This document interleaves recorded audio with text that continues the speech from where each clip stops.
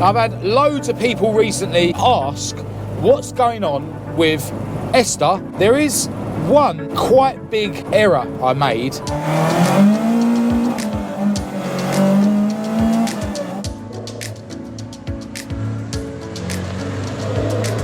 Hello, Esther. Let me explain the error I made.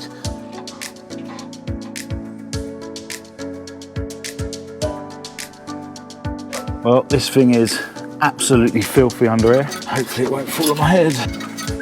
Ah, it did fall on my head.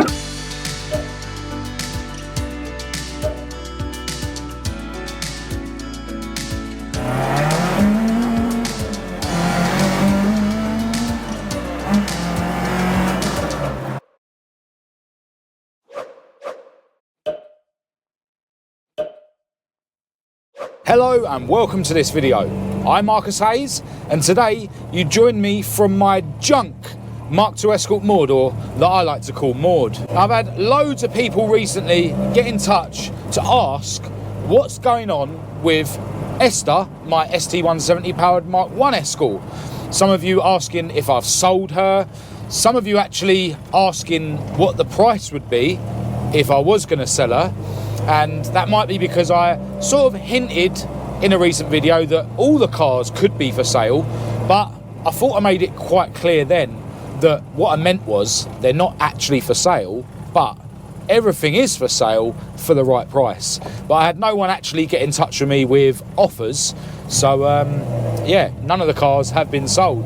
Now, Esther is still in bits since I failed to get her back together for her dyno session that was supposed to happen in November or December, I think it was. And yeah, I haven't done any work on her since then. She does literally just need a few bits bolted back onto the engine, and then she'll be ready to go on the dyno though. But there's a couple of bits that I want to have modified before I fully put her back together. So I'm heading over to her garage today, and I'm definitely going to be removing those parts from her today so that I can see about getting those bits modified. But there is one quite big error I made when I was putting her back together for the dyno session, which we didn't make it to. Now, it's not a tragic error and it's easily rectifiable, but it is going to be a bit of a mission to rectify it. So that is my main focus today. I'm going to go over to Esther's garage, pull her out. I need to pull Heidi, my other model Mk1 Escort, out of her garage because I need the hoist to do what I want to do today with Esther. So yeah, my main focus is rectifying that issue, getting the parts removed that I need to get modified, and then we'll see if I've got any time to do anything else.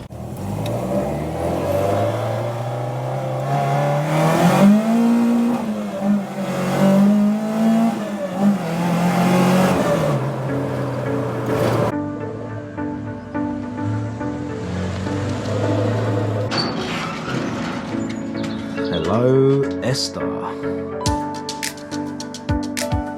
And hello, Heidi. I don't need to pull Heidi out of her garage because the hoist is still in this garage with my dad's Mk3.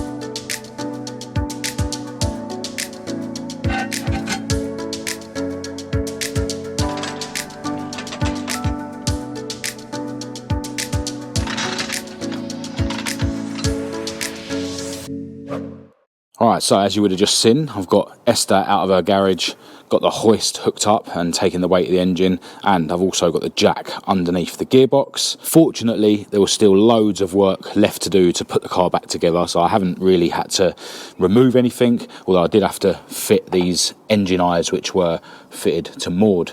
Now, I've got a feeling that I'm probably going to have to disconnect some more stuff to do what I need to do today. I might end up having to remove the rad, I might end up having to disconnect the steering column, but I'm just going to see how I get on and remove and disconnect things as and when I need to. So before I crack on with that, let me explain the error I made when I failed to get this car ready for the dyno at the end of last year. So in between this part of the water rail, the actual water rail itself isn't fitted, but this part of the water rail, in between there and the cylinder head, there is a gasket. And the gasket that I put on there when I was putting this car back together was one that I made myself, because I wrongly assumed that a CVH one would be the same in terms of the bolt pattern, which it wasn't. So I had to make my own gasket.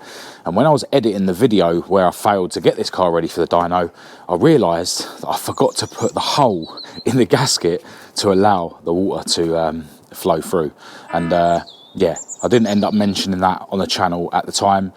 But yeah, it's been in the back of my mind ever since, and I'm actually so glad that I didn't manage to get this car on the dyno at the end of last year, because although there is another feed that goes from that water rail through the heater, although it's bypassed actually, and then comes round to the bottom hose, here, that feed doesn't go through the radiator. That's just to allow water to circulate until the thermostat opens. So yeah, might have ended up overheating this thing on the dyno. But today I need to rectify that issue. It's going to be a bit of a mission because of, you know, space. There's not a lot of space between the bulkhead and this piece of the water rail. So my plan is to lower the engine down and possibly pull it forward, just so that I can get round there with a spanner to undo the bolts that are holding that piece onto the cylinder head, and then I can slide in this gasket that I made and then put it all back together. And basically I made this gasket and another couple of spares when we fitted the new reconditioned cylinder head to Maud, which Chris Kember at Clump Fab done for me. So let's cue some more music and see how difficult it's going to be to put this gasket in. Alright, stop the music for 1 second. There's something else that I was planning to sort out on this car while I was doing this job, but it's actually something I realise isn't an issue. So underneath the car you can see the G19 alloy sump here and Esther's cross member. And on Maud I noticed that this part of the cross member here, which you can't actually see round there, was actually fouling on her cross member, and I ended up crudely denting in the cross member to create clearance. But I've had a good look from all different angles on Esther's setup here, and it actually clears. You know, there is space. It's tight, admittedly, but I don't think that's ever hit. There's definitely no witness marks or anything. So yeah, whereas I was today going to sort of disconnect the cross member from the engine mounts and stuff, and maybe see about putting a dent in the cross member for clearance, or possibly space up the mounts with washers. Yeah, I don't need to do that, so happy days. So now let's crack on with this gasket. Firstly, I unbolted the anti-roll bar and the cross member.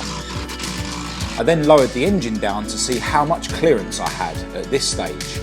There was actually more clearance than I was expecting, and I may have been able to remove the water rail, but it definitely would have been impossible to put all the bolts back in once I'd changed the gasket.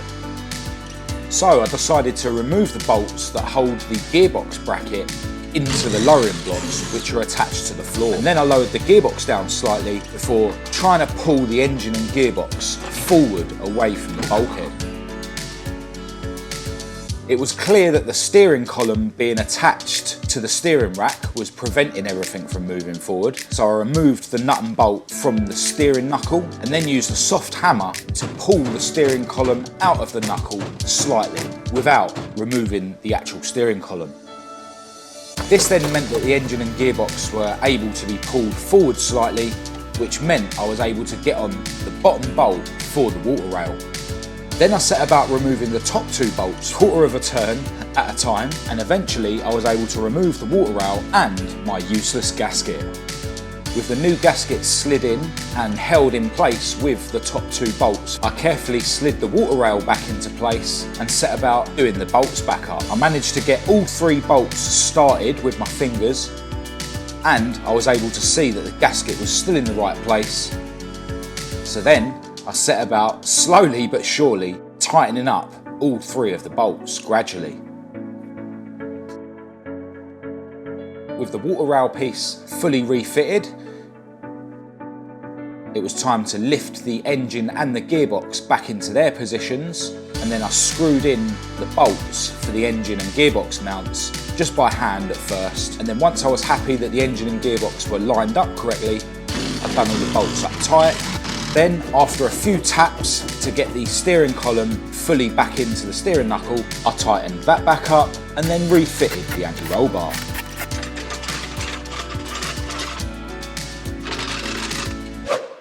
All right, well, it was an absolute mission, but I've now replaced the gasket for the water rail, taken out this gasket, which wasn't going to be any good because the water can't flow through there. Yeah, really silly mistake, but glad that I've now sorted it. And to be honest, it wasn't as much of a mission as I was fearing. You know, I was able to do it without disconnecting all the fuel lines. Even the steering column didn't need to come out completely. And yeah, really, really happy that I've now sorted this job, because it's the one thing that I've been worrying about doing the most. Part of me wants to carry on and, you know, do a bit more work in this engine bay, but I'm not going to. I'll save that for another day, because yeah, I think while it's still apart, it will give me a good opportunity to clean the engine bay a little bit better before I do put it together. But before I get out of here, as I mentioned at the beginning of this video, there are a couple of parts I want to remove from Esther because I want to get them modified. Now over here I've got Esther's stainless exhaust manifold, and if you've been watching my videos you'll know that this is actually cracked a couple of times, and you can see the repairs that have been done here. I think the last time it also cracked here, and I think while that manifold's off I'm going to try and get it braced so that it won't crack in future. And it only started cracking since I added this cotton reel mount, which is close to where the anti-tramp bar meets the chassis, as you can see.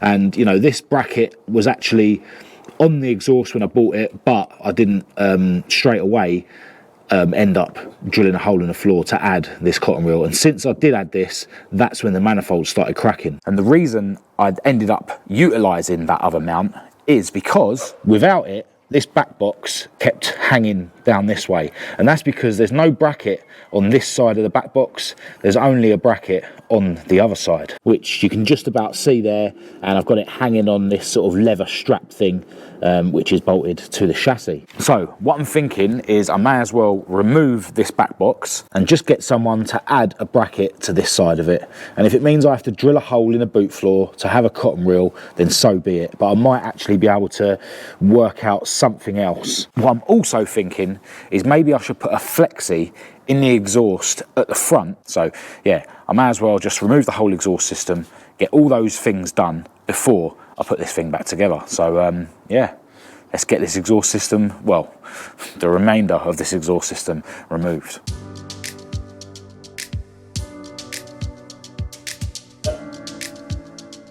Well, this thing is absolutely filthy under here. Definitely need to give this thing a wash. Now, I've just remembered that there was a guy, I think I met him at the Escort meet, and he was telling me a way of making this back box hang a bit better.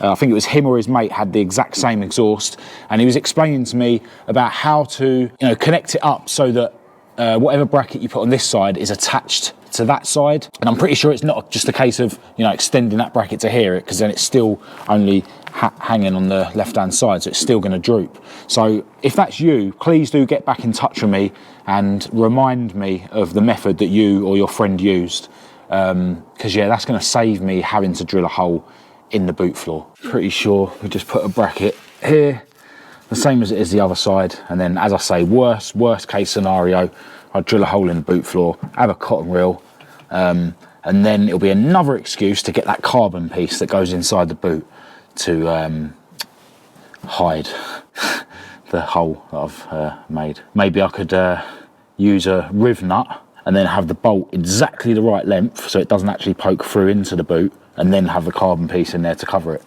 and then you wouldn't know. I'm just going to mark these joints just so I know what orientation they were in. Not to say that I won't change the orientation slightly if it seems that they fit better, but at least it will give me an idea of how they were. Right, hopefully this exhaust will come apart without too much drama, which is never the case.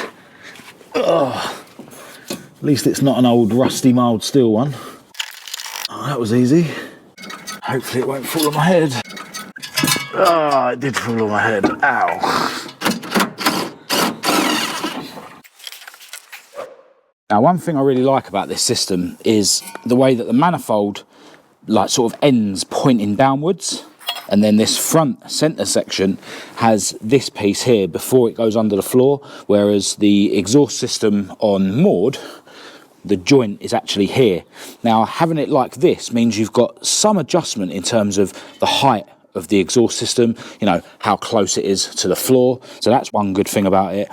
Now, I'm not actually sure whether the flexi should go here or here. You know, so obviously the manifold sits like this, and it's obviously getting too much shock front to back or up to down, which is causing, you know, things to crack. So I'm gonna, you know, speak to whoever I get to do this. I'm gonna choose a specialist, and hopefully they'll be able to advise me whether to put the flexi here or the flexi there.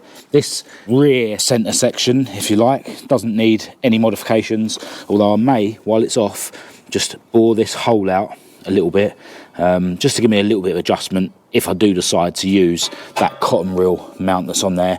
And I might actually take that one off and get one of the normal ones, which are a bit more, they're a bit more movement in them. That one's quite a solid one. So yeah, that can stay here.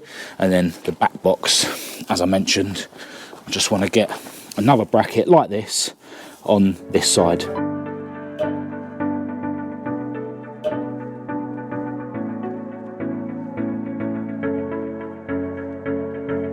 All right, before I get out of here today, there is something really quick I want to replace on Maud. Now, when I fitted this Group 4 style throttle pedal, I needed to add a return spring. And yeah, basically this spring broke, and recently I just basically bent it so that I could use the longest half of the spring that was left. And basically there's not enough spring in it. So when I'm driving along, you know, you back off the throttle and the revs are basically hanging on. So I bought this throttle pedal return spring. Got this from eBay. So yeah, just gonna remove this spring and fit this one. And then the revs should die down straight away as soon as you back off the throttle. And there it is, all fitted. All right, so all that's left to do now is to get Esther back in her garage, and I can tidy up all my tools and then make my way home.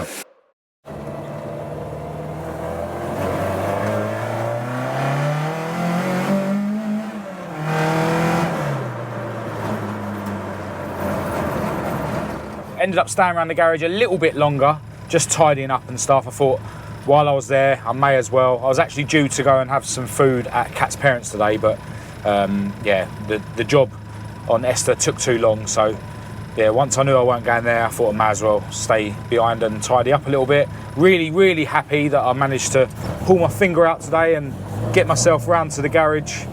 Still got loads of bits planned for Esther, a couple of bits on this car.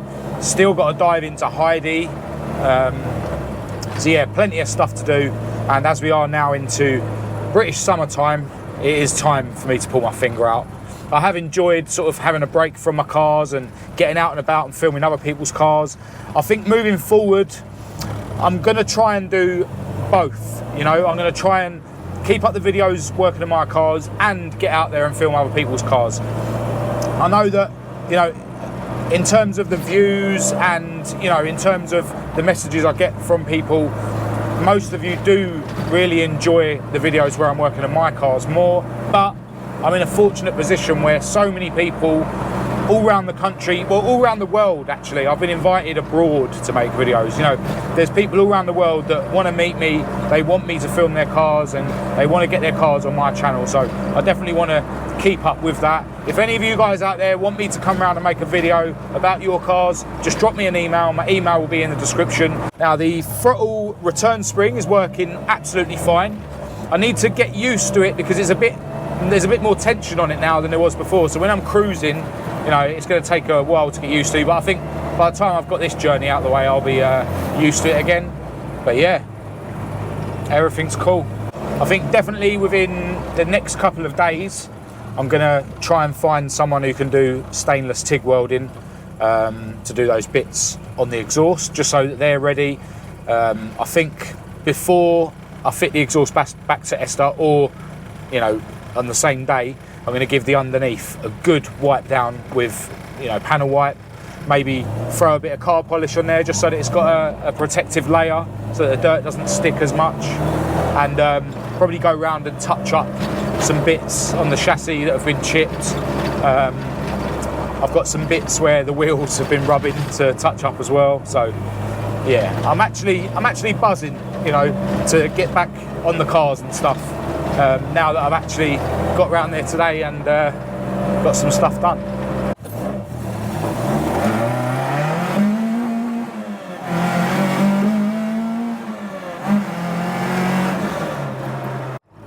Alright, so that's all I've got for this video. If you did think it was any good, please do give it a thumbs up and a share. If you didn't, give it a thumbs down. Do click subscribe if you haven't already and activate the notification bell. It really is the best way that you can support me on this channel, and it means that YouTube is going to put my video in front of more new viewers. Feel free to follow me on Facebook, Instagram and TikTok. Massive thanks to all my patrons for your ongoing support. All the links for all of that will be in the description as usual, along with my email address for anyone who wants to contact me. But other than that, until next time, thanks for watching.